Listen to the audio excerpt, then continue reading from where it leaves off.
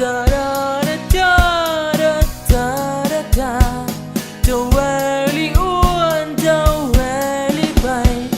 ดาดาดาดาดาดาดา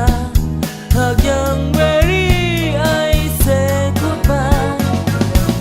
กินขนมปังสั่งขนมเค้กทุกวันเจ้าบ่เบื่อหรือใดคงบ่ถึงตาถ้าเจ้านั้นจะหยุดเลยเจ้าสิต่อคอยทีหายใจออกเจ้าก็คอยแต่คิดเรื่องอยากกิน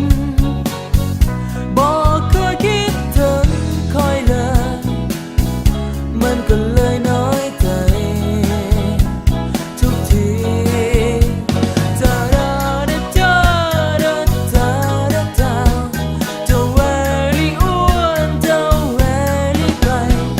ดาดาดาดาดาดาดาดา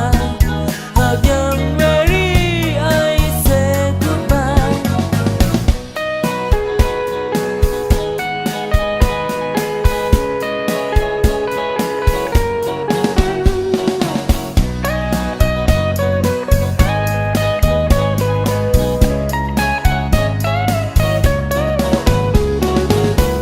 หากจะถอยลงคงบ่เสียหายห่างกายเจ้าก็จะแข็งแรงดีเจ้าต้องเหมือนเดิม